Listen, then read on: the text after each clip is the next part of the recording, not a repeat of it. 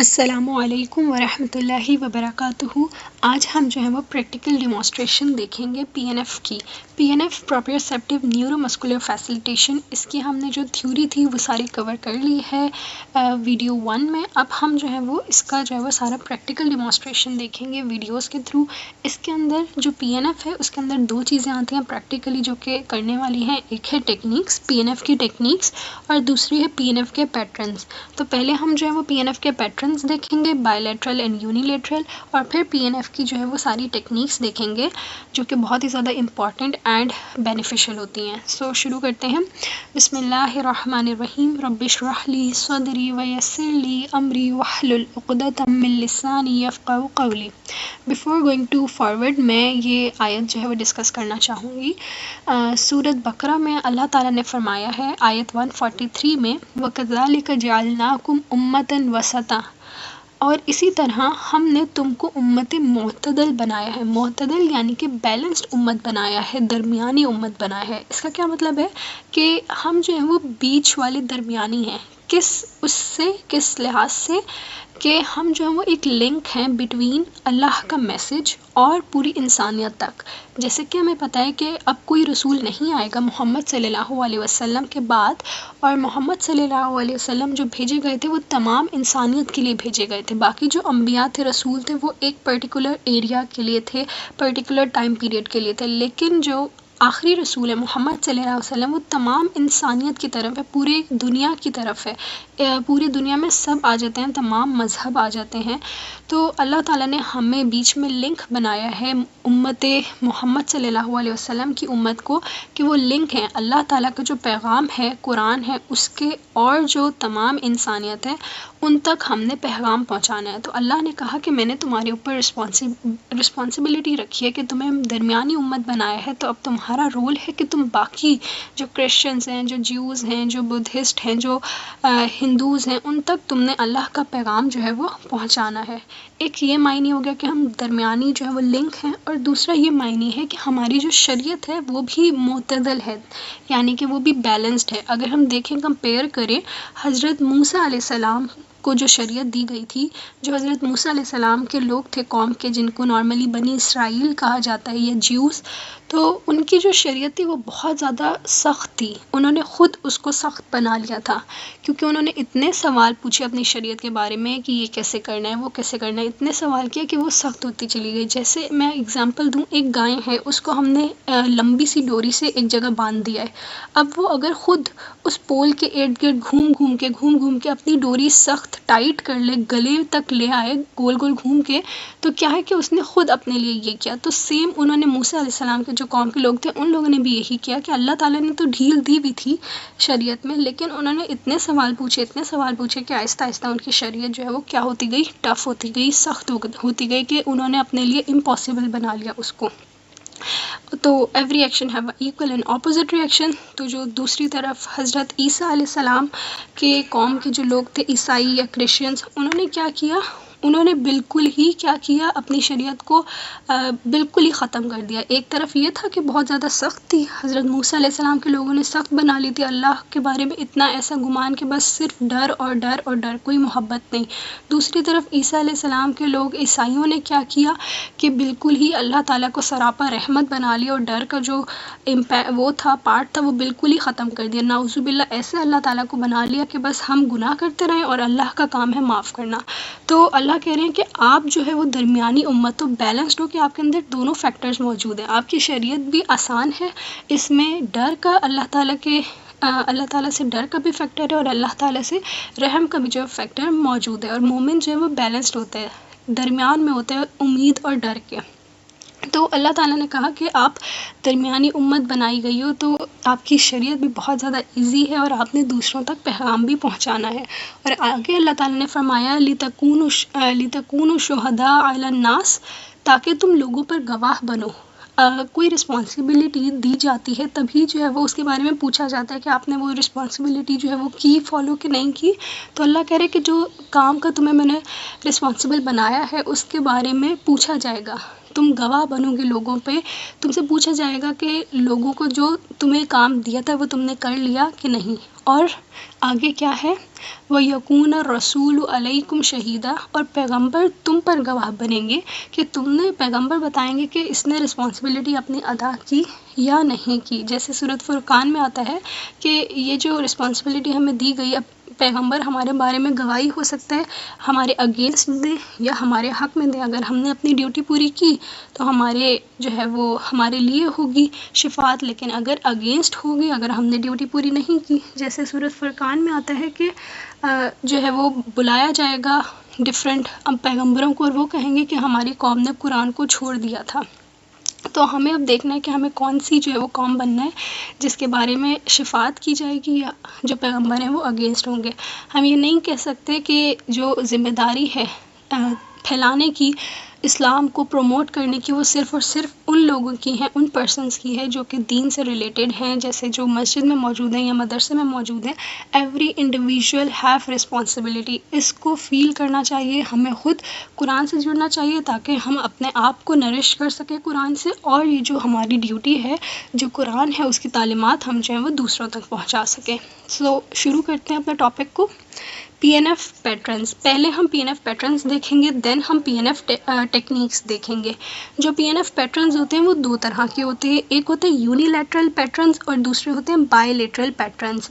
Bilateral patterns को हम discuss नहीं करेंगे, अभी मैं थोड़ा सा बता देती हूँ बायलैटरल पैटर्न्स क्या होते हैं। बाय का मतलब है टू, जैसे नाम से शो हो रहा है, यानी कि ये ऐसे पैटर्न्स हैं जो कि दोनों लिम्स पे अप्लाई हो रहे होंगे, या तो दोनों हैंड्स पे सिमल्टेनियसली अप्लाई हो रहे हैं जिसे हम कहते हैं सिमेट्रिकल, या तो एसिमेट्रिकल होंगे अपोजिट डायरेक्शन में, रेसिप्रोकल होंगे। तो इस तरीके से ये पैटर्न्स होते हैं अपोजिट डायरेक्शन वाले बायलैटरल, यानी कि दो लिम्स इसके अंदर इन्वॉल्व होते हैं। लेकिन हम ये वाले डिस्कस नहीं करेंगे, हम करेंगे यूनिलैटरल पैटर्न्स जिसमें एक वक्त में एक ही लिम्ब इन्वॉल्व होता है।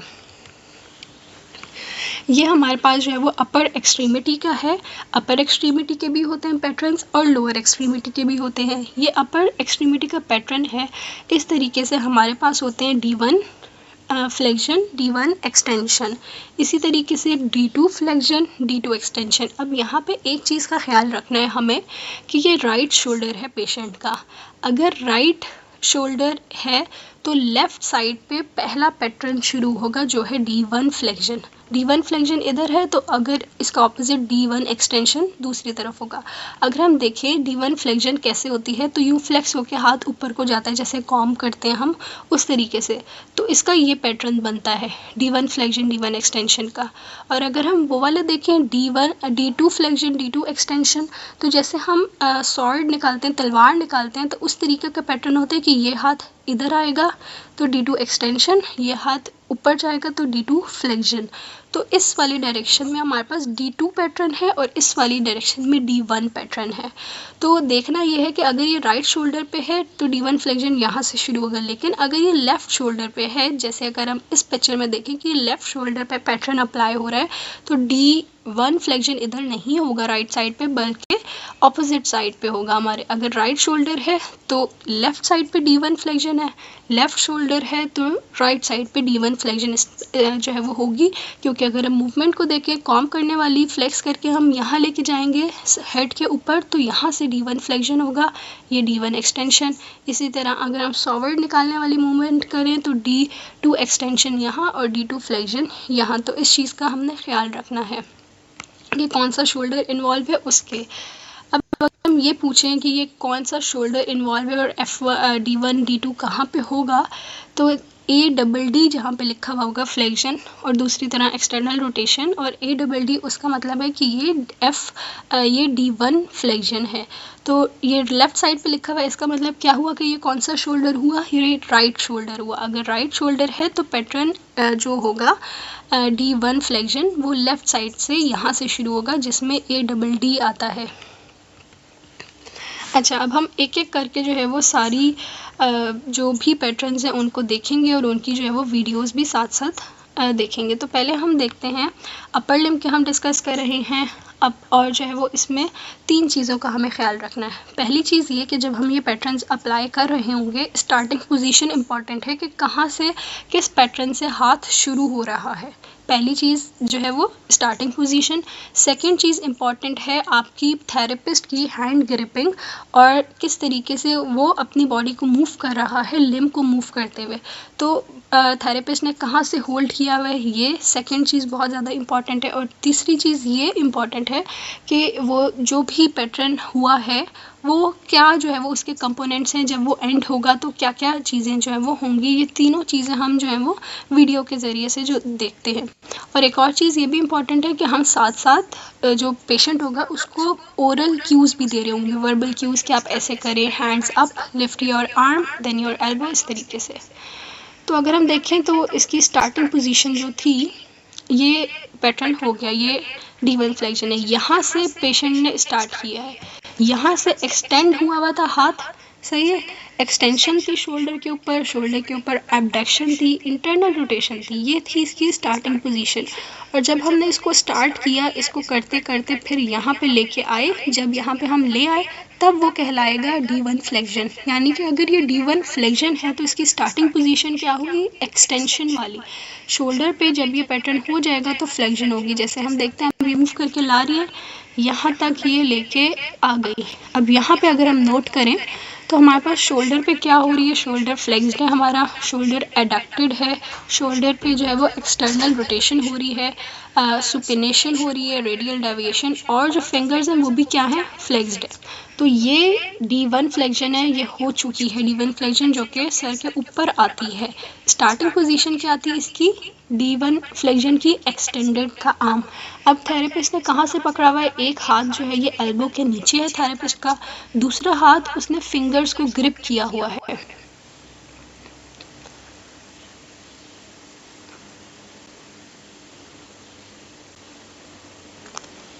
This is D1 flexion.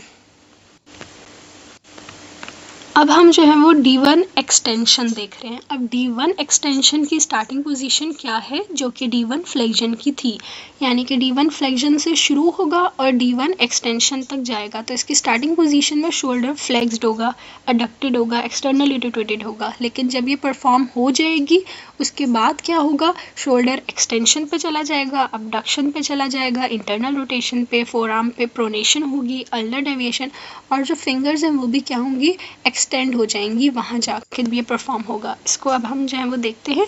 Therapist के हैंड्स को भी देखना है कि कहाँ रखा हुआ है। हम उसको साथ साथ वर्बल क्यूज़ दे रहे होंगे कि आप मेरे हाथ को प्रेस करें डाउनवर्ड की तरफ। अब यहाँ पे थेरेपिस्ट ने हाथ कहाँ रखा हुआ है, आउटर साइड पे।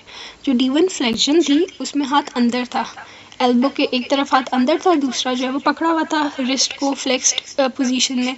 लेकिन D1 एक्सटेंशन में एक हाथ बाहर है एल्बो के और दूसरा हाथ जो है वो साइड के ऊपर है। ये थेरेपिस्ट के हैंड्स हैं। और अब जब ये यहाँ से स्टार्ट हुआ, ऐसे लेके गया, इसकी फिंगर्स एक्सटेंडेड हैं। D1 फ्लेक्शन में फ्लेक्स्ड होती है फिंगर्स, D1 एक्सटेंशन में खुली भी होती है फिंगर्स। ये स्टार्टिंग पोजीशन है, यहाँ से इस तरह प्रेस करते हुए लेके जाना है, अबडक्टेड हो जाएगा, शोल्डर एक्सटेंशन में चला जाएगा और इंटरनल रोटेशन में चला जाएगा। एक और बार इसको देखते हैं, फिर हम आगे मूव करते हैं।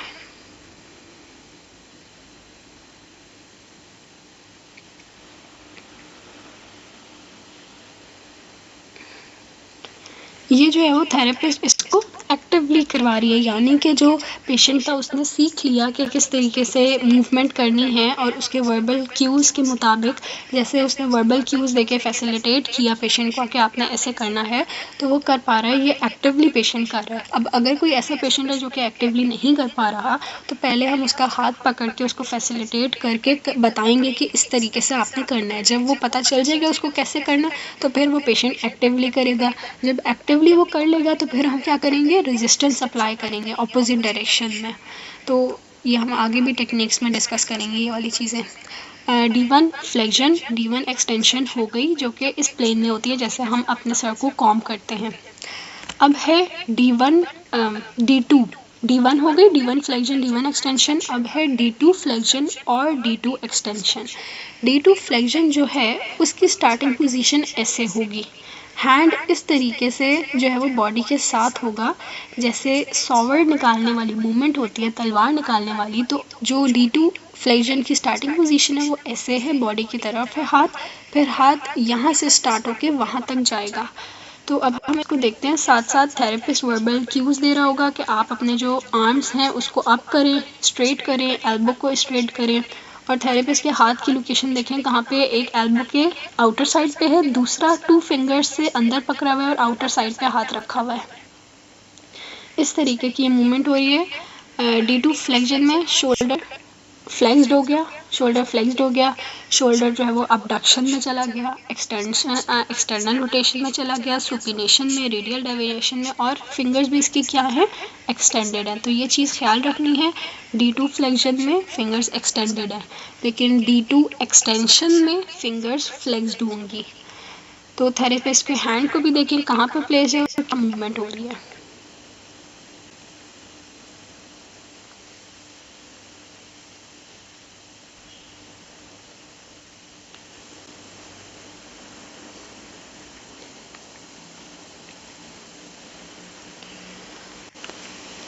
अब हम जो है वो देखते हैं D2 एक्सटेंशन को। D2 एक्सटेंशन की स्टार्टिंग पोजीशन क्या है, जो कि D2 फ्लेक्शन की पोजीशन थी कि शोल्डर फ्लेक्स्ड है, अबडक्टेड है, एक्सटर्नली रोटेटेड है। तो यहाँ से हाथ, ये स्टार्टिंग पोजीशन है, यहाँ से हाथ मूव करके अंदर की तरफ आएगा तो हम कहेंगे कि ये D2 एक्सटेंशन की है पेशेंट ने। हाँ, वीडियो को देखें कि किस तरीके से थेरेपिस्ट ने हाथ रखे हुए हैं। अब इसमें हाथ अंदर की साइड पे रखा हुआ है, ये देखें, जो D2 फ्लेक्शन थी उसमें हाथ ये वाला बाहर था, लेकिन इसके अंदर D2 एक्सटेंशन में हाथ अंदर है। उसी तरह जिस तरह D2 फ्लेक्शन में हाथ ने 2 फिंगर से पकड़ा हुआ था, इसी तरह इसमें भी इन्होंने 2 फिंगर से पकड़ा हुआ है। लेकिन हम पेशेंट को क्या कह रहे हैं कि आप मेरी उंगलियों को, जो थेरेपिस्ट है वो बताएगा कि आप मेरी फिंगर्स को जो है वो ग्रिप करें और ग्रिप करके लेके आएँ। तो जब पेशेंट ग्रिप करके लाएगा, जैसे इन्होंने क्यू दिया कि आप मेरी फिंगर्स को ग्रिप करें, पेशेंट ने ग्रिप किया और ग्रिप करके यहाँ तक आया, तो अब इसकी फिंगर्स क्या हो गई, फ्लेक्स्ड हो गई। जैसे कि मैंने बताया था कि D2 एक्सटेंशन में जो फिंगर्स हैं ये फ्लेक्स की और यूँ फ्लेक्स करके लेके आए। तो इस तरीके से 2 फिंगर्स उसने, जो पेशेंट होगा उसने ग्रिप की हुई होंगी, दूसरा हाथ अंदर होगा एल्बो में, और फ्लेक्शन हो रही होगी फिंगर्स की।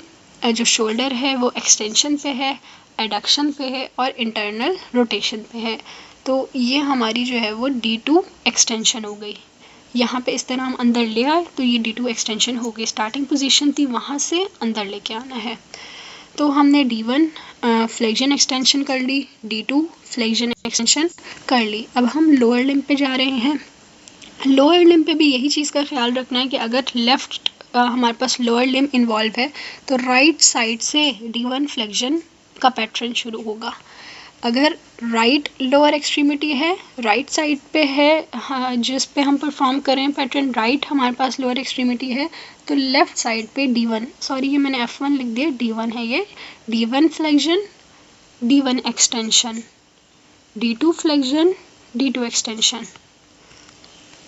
इनको हम देखते हैं। अब इसमें भी लोअर लिम्ब में पहला हम कर रहे हैं D1 फ्लेक्शन।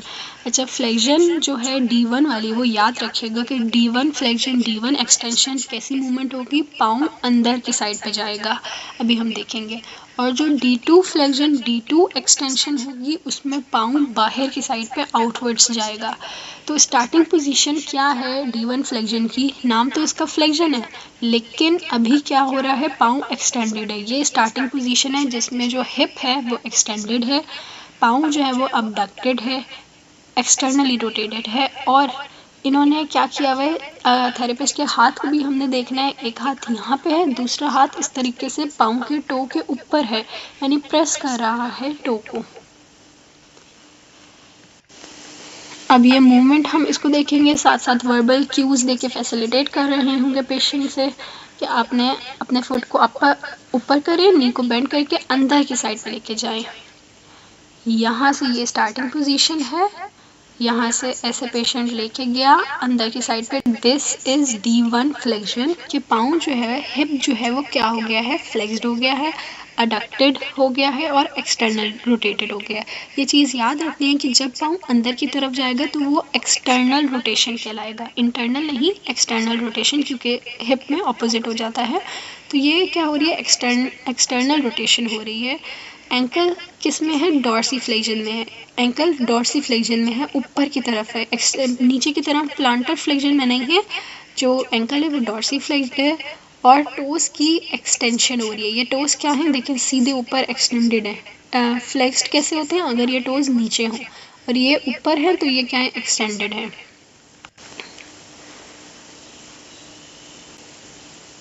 इसको हम लेके गए तो उसने अपना टो के भी उठाया, फिंगर्स को भी जो है वो एक्सटेंड किया और एक्सटर्नल रोटेट किया और एडक्ट किया। तो ये हमने जो है वो देख लिया D1 का फ्लेक्शन। अब जो D1 का एक्सटेंशन है उसकी स्टार्टिंग पोजीशन यहाँ से है, जो कि D1 फ्लेक्शन थी, कि पेशेंट का जो पाँव है, जो हिप है वो क्या है, फ्लेक्स्ड है, जो नी है वो भी फ्लेक्स्ड है, जो फुट है वो एक्सटर्नली रोटेटेड है, यानी कि अंदर है। अब अंदर से हम पेशेंट को कहेंगे, क्यूज़ देंगे कि आप प्रेस करके बाहर की तरफ लेके आएँ। तो ये स्टार्टिंग पोजीशन है, यहाँ से पेशेंट करना शुरू करेगा और फिर नीचे की तरफ प्रेस करके जो है वो लेके आएगा। तो ये इस तरीके से बाहर की तरफ निकालते हुए हम पाँव को बाहर लेके आए, क्योंकि हमने इंटरनल रोटेशन करनी है ना, इंटरनल रोटेशन यानी एक्सटर्नली पाँव बाहर लेके आना है। अब यहाँ पे हमने थेरेपिस्ट के हाथ भी देखने हैं कि एक हाथ जो है टोस के नीचे है। जो हमने D1 फ्लेक्शन देखी थी उसमें हाथ टोस के ऊपर था, D1 एक्सटेंशन में हाथ टोस के नीचे है। दूसरा हाथ जो है वो जो हमारे पास नी है उसके आउटर साइड पे है। जो हमने D1 फ्लेक्शन देखी थी उसमें हाथ अंदर था एक तरफ, जबकि इसमें हाथ बाहर है। इस तरीके से बाहर आएगा पाँव। ये स्टार्टिंग पोजीशन है, अंदर से लेके बाहर आना है, इंटरनल रोटेट करते हुए, अबडक्ट करते हुए एक्सटेंड करना है। और इसमें फिंगर्स की पोजीशन देखें, D1 फ्लेक्शन में क्या था, फिंगर्स एक्सटेंडेड थी, इसमें जो टोज है वो क्या है, फ्लेक्स्ड हैं। ये जो फिंगर्स हैं ये नीचे की तरफ है, यानी कि फिंगर्स फ्लेक्शन की तरफ है। और एंकल पे क्या हो रही है, प्लांटर फ्लेक्शन हो रही है, एंकल देखें नीचे की तरफ है। जो D1 हमने फ्लेक्शन देखी थी उसमें एंकल क्या था, यहाँ जब गया था डॉर्सी फ्लेक्स था, ऊपर की तरफ था, और जो फिंगर्स थी वो भी क्या थी, एक्सटेंडेड थी। जबकि इसमें फिंगर्स भी फ्लेक्स्ड है और पाँव भी जो है वो क्या है, प्लांटर फ्लेक्शन में है। और थेरेपिस्ट का हाथ क्या है, जो पाँव है, जो टोज है उसके उस तरफ, और जो दूसरा हाथ है वो इस तरफ है, दोनों आउटर साइड पे हैं हाथ। So that's it. D1 extension हमने कर ली। D1 के दोनों पैटर्न्स देख लिए, जिसमें पाँव एक में अंदर जा रहा था, दूसरे में अंदर से बाहर आ रहा था। अब हम कर रहे हैं D2 फ्लेक्शन और D2 एक्सटेंशन। इसमें जो पाँव है ये आउटवर्ड की तरफ जाएगा, बाहर की तरफ जाएगा। तो स्टार्टिंग पोजीशन इसकी ये है कि पाँव क्या है, अडक्टेड है, पाँव क्या है, हिप क्या है, एक्सटेंडेड है और एक्सटर्नली रोटेटेड है। अब जब ये स्टार्टिंग पोजीशन हमने अचीव कर ली, यहाँ से लेके जाएंगे, थेरेपिस्ट के दोनों हाथ क्या हैं, दोनों हाथ आउटर साइड पे हैं। थेरेपिस्ट साथ में बताएगा कि अब आपने बेंड करके बाहर की तरफ जो है वो पाँव को लेके आना है, फैसिलिटेट करे उसको वर्बल क्यूज़ देके। इस तरीके से ये हमने अचीव कर ली D2 फ्लेक्शन, जिसमें हिप क्या है, फ्लेक्स्ड है, अबडक्टेड है, इंटरनली रोटेटेड है। इंटरनली रोटेटेड कैसे है कि पाँव बाहर की तरफ है, जब बाहर होगा तो वो इंटरनल रोटेशन कहलाएगी।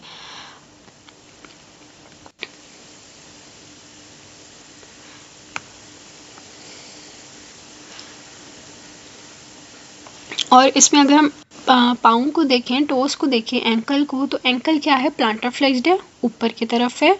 टोस क्या है, एक्सटेंडेड है, जैसे कि हमने D1 फ्लेक्शन में देखे थे ना, इसी तरीके से D2 फ्लेक्शन में भी है कि पाँव जो होंगे वो एक्सटेंडेड होंगे, टोस एक्सटेंडेड हैं।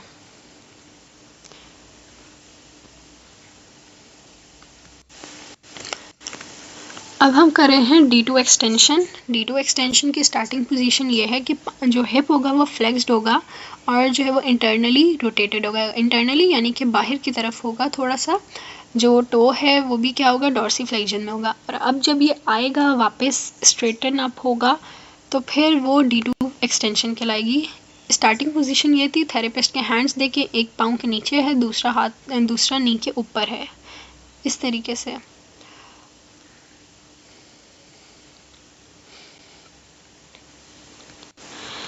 ये अचीव कर ली D2 एक्सटेंशन, जिसमें हिप एक्सटेंड हो गया, अडक्शन पे है और एक्सटर्नली रोटेटेड है। एक्सटर्नली रोटेटेड मतलब अंदर है, और जो हमारे टोज हैं वो क्या हैं, फ्लेक्स्ड होंगे फ्लेक्शन में, और प्लांटर फ्लेक्शन यानी नीचे की तरफ। तो ये प्लांटर फ्लेक्शन में है, नीचे की तरफ है, और टोज की फिंगर्स भी जो क्या है, फ्लेक्शन की तरफ है, यानी डॉर्सी फ्लेक्स नहीं हुआ हुआ, पाँव प्लांटर फ्लेक्शन की तरफ है, फ्लोर की तरफ।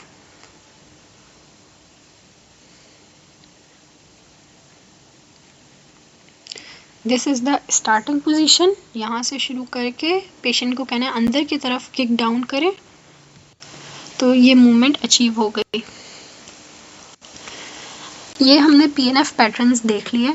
अब हम देखेंगे PNF टेक्निक्स। जो PNF टेक्निक्स हैं वो हम कुछ टेक्निक्स PNF पैटर्न के ऊपर ही अप्लाई कर रहे होते हैं। जैसे कि अभी पेशेंट क्या कर रहा था, एक्टिवली परफॉर्म कर रहा था, तो अभी हम PNF टेक्निक्स देखेंगे तो हमें आइडिया होगा।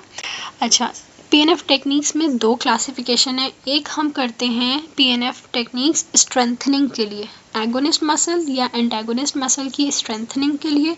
दूसरा होती है रिलैक्सेशन या स्ट्रेचिंग टेक्निक्स। अभी हम स्ट्रेंथनिंग टेक्निक्स देखेंगे, एगोनिस्ट टेक्निक्स।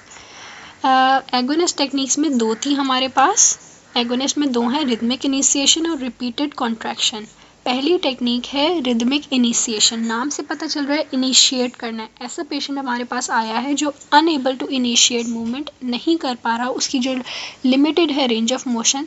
तो अब हम क्या करेंगे, पेशेंट को खुद हाथ पकड़ के मैन्युअली फैसिलिटेट करेंगे और उसको कराएंगे पैसिवली। जब वो कर पा रहा होगा तो हम उसको क्या करेंगे, एक्टिवली असिस्ट करेंगे। पेशेंट खुद एक्टिवली कर रहे हैं और हम साथ वर्बल क्यूज से असिस्ट कर रहे होंगे या थोड़ी बहुत हैंड से, और फिर जब वो अच्छे से सीख जाएगा तो फिर वो एक्टिवली खुद परफॉर्म कर रहा होगा। जब वो खुद एक्टिवली कर लेगा फिर हम क्या करेंगे, रेजिस्टेंस अप्लाई करेंगे मसल्स को स्ट्रेंथन करने के लिए। तो ये रिदमिक इनिशिएशन टेक्निक है। फिर है रिपीटेड कॉन्ट्रैक्शन। पेशेंट जो है वो मूव करेगा आइसोटोनिकली। आइसोटोनिकली का मतलब क्या है, टोन तो सेम रहेगी मसल की लेकिन लेंथ चेंज होगी। आइसोटोनिकली वो मूवमेंट्स होती हैं जैसे नॉर्मली हम हाथ को अपने फ्लेक्स कर रहे हैं, एक्सटेंड कर रहे हैं, हमें नज़र आ रहा है कि हाथ मूव हो रहा है, जिसमें मूवमेंट होती है वो है आइसोटोनिकली। तो अब हम क्या कहेंगे, हम इसकी एग्जांपल ले लेते हैं D1 फ्लेक्शन जो कि अपर लिम्ब पे हो रही थी, जो कि कॉम करने वाली मूवमेंट होती है। तो हम पेशेंट से क्या कहेंगे कि पेशेंट मूव करे, वो वाली जो हमारे पास D1 फ्लेक्शन थी उसको अचीव करे मैक्सिमम रेजिस्टेंस के साथ। हम मैक्सिमम रेजिस्टेंस दे रहे होंगे पेशेंट को, फिर अनटिल तब तक जब तक जो है वो फटीक ना हो जाए। जब वो फटीक हो जाएगा फिर हम स्ट्रेच देंगे। स्ट्रेच क्या करेगा, फैसिलिटेट करेगा वीकर मसल्स को, और फिर हम उससे जो है वो क्या नाम है, आइसोटोनिकली हमने उससे मैक्सिमम फटीक जहाँ तक होता है वहाँ तक मूवमेंट कराई, फिर हमने स्ट्रेच दिया। तो ये होता है रिपीटेड कॉन्ट्रैक्शन। जब पहला फेज़ अचीव हो जाएगा रिदमिक इनिशिएशन, फिर हम रिपीटेड कॉन्ट्रैक्शंस कराएंगे इस तरीके से। इससे क्या होगा, मसल स्ट्रेंथन होगा क्योंकि हम रेजिस्टेंस दे रहे हैं, और वहाँ तक जहाँ तक जो है वो बर्दाश्त कर पा रहा है फटीक हो रही है, अनटिल जब तक फटीक ना हो जाए, तो स्ट्रेंथन होगा मसल और एंड्योरेंस इसके अंदर जो है वो बढ़ेगी, इंक्रीज होगी। तो ये हमारे पास दो आ गए, दो हमारे पास हमने देख लिए PNF की टेक्निक्स में, एगोनिस्ट की रिदमिक इनिशिएशन और रिपीटेड कॉन्ट्रैक्शंस। अब है एंटागोनिस्ट की टेक्निक्स 3 जिनको हम देखते हैं। पहली है स्लो रिवर्सल।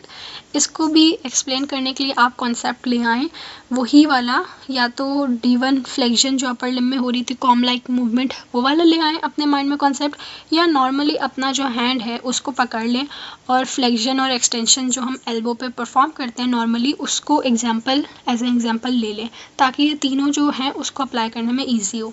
अच्छा, पहला है स्लो रिवर्सल। स्लो रिवर्सल में क्या होगा कि आइसोटोनिकली मसल्स जो है वो कॉन्ट्रैक्ट होगा, यानी कि हम पेशेंट से कहेंगे आप अपना जो हैंड है उसको फ्लेक्शन में लेके जाएं। आइसोटोनिकली टोन सेम रहेगी लेकिन मूवमेंट होगी, हमें नज़र आएगा कि पेशेंट ने क्या किया है, फ्लेक्शन में लेके गया है। जब वह फ्लेक्शन में लेके चला जाएगा आइसोटोनिकली, फिर हम क्या कहेंगे उसको, इमीडिएटली हम कहेंगे अब आप आइसोटोनिकली एंटेगोनिस्ट को कॉन्ट्रैक्ट करें और अपना हाथ जो है वो एक्सटेंशन में लेके जाएं। तो एगोनिस्ट पहले आइसोटोनिकली कॉन्ट्रैक्ट हुआ, फिर एंटेगोनिस्ट आइसोटोनिकली कॉन्ट्रैक्ट हुआ, दोनों में मूवमेंट्स हो रही हैं फ्लेक्शन और एक्सटेंशन। ये है स्लो रिवर्सल। ये जो है वो यूज़ होती है for development of active range of motion, patient कर सके। तो ये था स्लो रिवर्सल। अब है स्लो रिवर्सल होल्ड। जहाँ लफ्ज़ होल्ड आ जाए इसका मतलब है हाथ मूव नहीं करेगा, आइसोटोनिकली कॉन्ट्रैक्शन नहीं होगी बल्कि आइसोमेट्रिक कॉन्ट्रैक्शन होगी। आइसोमेट्रिक क्या होता है कि लेंथ सेम रहेगी मसल की, लेंथ सेम रहेगी लेकिन टोन डिफरेंट होगी, मसल मूव नहीं करेगा लेकिन वो अपनी जान लगा रहा होगा पेशेंट। तो इसमें हम क्या कहेंगे, पहला स्टेप ये होगा, वही एग्जांपल ले लें फ्लेक्शन एक्सटेंशन की। पेशेंट से कहेंगे आप फ्लेक्शन करें आइसोटोनिकली, तो वो मूव करके फ्लेक्स्ड कर लेगा अपना हाथ। फिर इमीडिएटली हम उसके आउटर साइड पे हाथ रख लेंगे और उससे पेशेंट को रेजिस्ट करेंगे और कहेंगे कि अब आप आइसोमेट्रिक कॉन्ट्रैक्शन करें। अब आप जो है वो बाहर की तरफ एक्सटेंड करें अपना हाथ, लेकिन क्योंकि हमने उसको रेजिस्ट किया हुआ होगा तो वो बाहर की तरफ नहीं लेके जा सकेगा, मूवमेंट नहीं होगी। तो इसमें दोनों का कॉम्बिनेशन है, पहले हमने आइसोटोनिकली फ्लेक्स्ड करा लिया, फिर आइसोमेट्रिकली हमने एक्सटेंसर्स जो एंटेगोनिस्ट थे उसको हमने कॉन्ट्रैक्शन कराई। तो पहला क्या था, स्लो रिवर्सल में दोनों आइसोटोनिकली कॉन्ट्रैक्ट हो रहे थे, फ्लेक्शन एक्सटेंशन हो रही थी।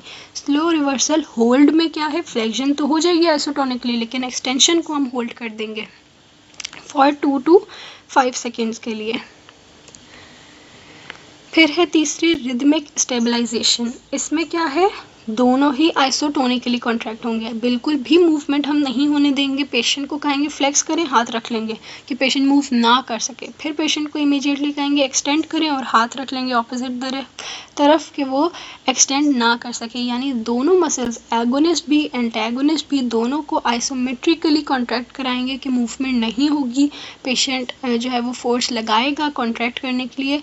पहले हम 2 to 5 सेकेंड्स के लिए जो एगोनिस्ट मसल होंगे फ्लेक्शन में, जैसे बाइसेप्स, उनको हम कॉन्ट्रैक्ट कराएंगे विदाउट मूविंग एल्बो।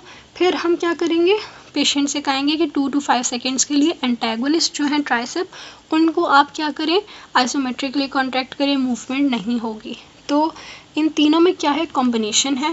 पहले में दोनों आइसोटोनिकली दोनों मूव करें, दूसरे में आइसोटोनिक आइसोमेट्रिक एक मूव कर रहा है एक नहीं, तीसरे में दोनों आइसोमेट्रिक दोनों ही मूव नहीं कर रहे। तो ये स्ट्रेंथ और एंड्योरेंस के लिए टेक्निक बहुत अच्छी होती है।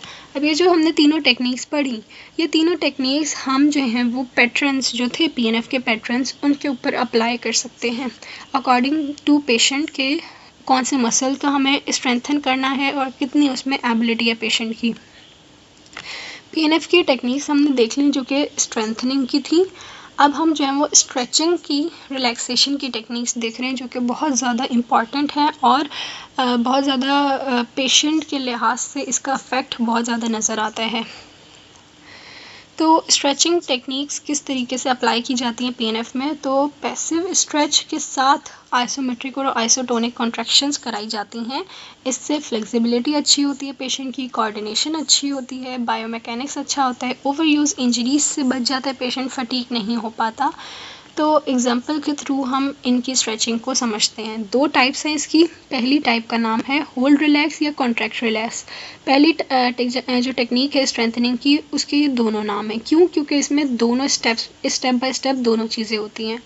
तो हम एक माइंड में लेके आते हैं एग्जांपल कि ये पेशेंट है जिसका जो हैमस्ट्रिंग मसल्स हैं, हैमस्ट्रिंग ये वाले मसल्स होते हैं जो कि क्या करते हैं, हमारे पास फ्लेक्शन कराते हैं। अब पेशेंट की क्या है कि क्योंकि हैमस्ट्रिंग्स स्ट्रेच्ड हैं, हैमस्ट्रिंग्स टाइट हुए हुए हैं, तो पेशेंट का पाँव फ्लेक्शन में ही है और एक्सटेंशन रिस्ट्रिक्ट हो रही है। क्योंकि उसके हैमस्ट्रिंग टाइट है तो एक्सटेंशन नहीं हो पा रही, क्योंकि हैमस्ट्रिंग सही तरीके से लेंथन नहीं हो रहे। तो इसके जो अपोजिट मसल्स हैं क्वाड्रिसेप, जो कि क्या कराते हैं, एक्सटेंशन कराते हैं पाँव की, एल्बो की।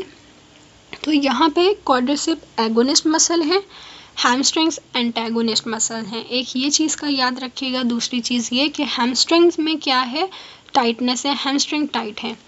तो अब हम इनको अप्लाई करते हैं। पहली है होल्ड रिलैक्स। होल्ड का लफ्ज़ का क्या मतलब है कि आइसोमेट्रिक कॉन्ट्रैक्शन होगी, मूवमेंट नहीं होगी। अब इसकी स्टार्टिंग पोजीशन क्या होती है, पेशेंट की, जहाँ तक पेशेंट कर पा रहा होता है, जहाँ तक उसके हैमस्ट्रिंग की टाइटनेस नहीं है कि वो पेशेंट आराम से लेके जा रहा है, वहाँ तक हम पेशेंट का लिम्ब ले जाएंगे। जहाँ पे उसको थोड़ा सा स्ट्रेच महसूस होना शुरू हो जाएगा कि हाँ यहाँ से मुझे स्ट्रेच आ रहा है, वहाँ पे हम जाके रोक देंगे।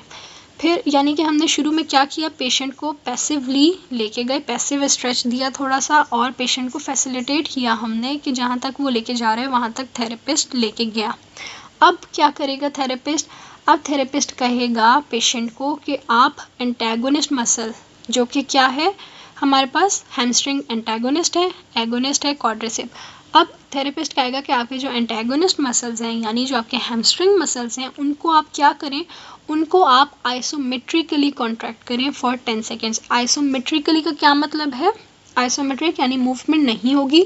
पेशेंट जो थेरेपिस्ट है उसने यहाँ से भी हाथ रखा हुआ होगा और यहाँ से भी हाथ रखा हुआ होगा, ताकि इसकी जो लिम्ब है उसकी मूवमेंट ना हो। सिर्फ जो हैमस्ट्रिंग मसल्स है उनमें क्या होगी, कॉन्ट्रैक्शन आएगी, वो पेशेंट करने की कोशिश करेगा आइसोमेट्रिकली कॉन्ट्रैक्ट, लेकिन मूवमेंट जो है वो नहीं होगी। तो ये किस मैकेनिज्म पे एक्ट करता है, जब पेशेंट कॉन्ट्रैक्ट कर रहा होगा अपना मसल, तो इस मसल में क्या होगी, टेंशन प्रोड्यूस हो रही होगी। और हमने बात की थी जब हम थ्योरी पीएनएफ की पढ़ रहे थे कि फैसिलिटेशन और इनहिबिशन इसमें होती है, ऑटोजेनिक इनहिबिशन, रेसिप्रोकल इनहिबिशन। तो अब क्या होगा कि वही वाली जो इसका न्यूरोफिजियोलॉजिकल था कॉन्सेप्ट पीएनएफ का, वो इस पे जो है वो अप्रोच पे जो है वो मतलब इसके ऊपर हम अप्लाई करेंगे। अब जब इसने कॉन्ट्रैक्शन की तो क्या हुआ कि यहाँ जो गोल्जी टेंडन ऑर्गन रिसेप्टर था, जो कि टेंशन लेके जाता है, जो कि हमारी टेंडन के अंदर मौजूद होता है, वो टेंशन लेके गया ब्रेन तक। हमने जो है वो उसको एक इम्पल्स दिया कि टेंशन प्रोड्यूस हो रही है, यहाँ पे अल्फा मोटर न्यूरॉन्स के थ्रू टेंशन लेके गया गोल्जी टेंडन ऑर्गन ब्रेन में। वहाँ से क्या हुआ, ऑटोजेनिक इनहिबिशन के प्रोसेस के थ्रू वापस इसी मसल की रिलैक्सेशन हो गई। आफ्टर 10 मिनट्स 10 सेकेंड्स के बाद ऑटोजेनिक इनहिबिशन की वजह से हैमस्ट्रिंग मसल क्या होने लग जाएगा, रिलैक्स होने लग जाएगा। तो ये हमारे पास टेक्निक होती है ऑटोजेनिक इनहिबिशन की, जिसमें जिस मसल से टेंशन गई है उसी मसल की रिलैक्सेशन हुई है। This is autogenic inhibition, inhibit हो गई उसकी टेंशन। फिर हम क्या करेंगे पेशेंट से, दूसरी जो इसकी पार्ट है वो है कॉन्ट्रैक्ट रिलैक्स। अब हम पेशेंट से कहेंगे कि आप अपने क्वाड्रिसेप को कॉन्ट्रैक्ट करें, एगोनिस्ट मसल जो है आइसोटोनिकली। आइसोटोनिकली का क्या मतलब है कि टोन तो सेम रहेगी लेकिन मूवमेंट होगी, लेंथ सेम नहीं रहेगी। पाँव, अब हमने यहाँ से हाथ पकड़ा हुआ है, तो हम कहेंगे कि आप क्वाड्रिसेप को कॉन्ट्रैक्ट करें तो उसका थोड़ा सा पाँव आगे की तरफ जाएगा, मूव करेगा जितना वो कर पाएगा।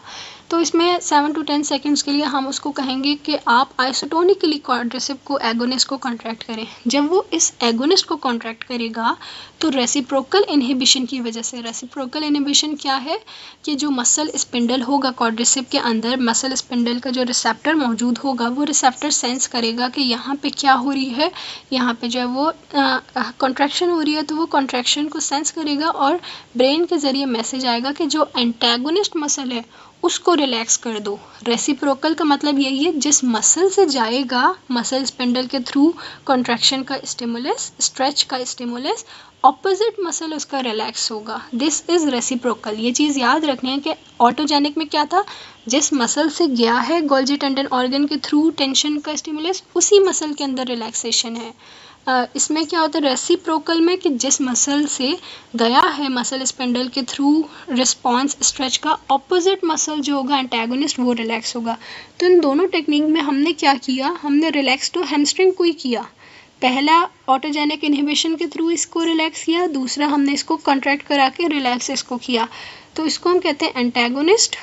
एंटेगोनिस्ट की आइसोमेट्रिकली कॉन्ट्रैक्शन कराई, इसको हम कहते हैं एगोनिस्ट की आइसोटोनिकली कॉन्ट्रैक्शन कराई। दोनों की वजह से रिलैक्स तो हैमस्ट्रिंग मसल ही हुआ, जो कि हमने करनी थी, हैमस्ट्रिंग टाइटनेस को कम करना था।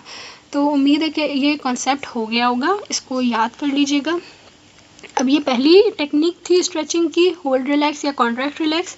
अब जो नेक्स्ट टेक्निक है उसमें क्या होगा, यही दोनों चीज़ें होंगी, होल्ड रिलैक्स और कॉन्ट्रैक्ट रिलैक्स। लेकिन जैसे इसमें गैप था ना, पहले हमने ये 10 सेकेंड्स के लिए करा ली, इसको जो है वो हमने 7 to 10 सेकेंड्स के लिए करा लिया। इसमें जो नेक्स्ट टेक्निक है हमारे पास कॉन्ट्रैक्ट होल्ड रिलैक्स। नाम से ही पता चल रहा है, कॉन्ट्रैक्ट यानी कि आइसोटोनिकली, होल्ड यानी आइसोमेट्रिकली और फिर रिलैक्स। तो इसमें क्या होगा, हम पेशेंट से कहेंगे आप अपने हैमस्ट्रिंग को एंटागोनिस्ट को आइसोमेट्रिकली कॉन्ट्रैक्ट करो, यानी मूवमेंट नहीं हो रही वो कॉन्ट्रैक्ट करे, और इमीडिएटली उसको कह देंगे उसके बाद कि आप अपने क्वाड्रिसेप को एगोनिस्ट को कॉन्ट्रैक्ट करो आइसोटोनिकली, यानी पाँव मूव करे। तो इस तरीके से इसको और इसको कॉन्ट्रैक्ट करा के क्या होगा, पेशेंट के अंदर रेंज इंक्रीज़ होगी। हम उससे कॉन्ट्रैक्ट करवाएंगे, फिर पेशेंट का पाँव रिलैक्स कर देंगे, फिर वापस उससे यही दोनों चीज़ें कराएंगे, फिर हम देखेंगे तो आहिस्ता आहिस्ता उसकी रेंज जो है वो इंक्रीज़ होने लग जाएगी और ये बहुत इफ़ेक्टिव है। तो दैट्स इट। जज़ाकल्लाह खैर। अस्सलामु अलैकुम वरहमतुल्लाहि वबरकातुहू।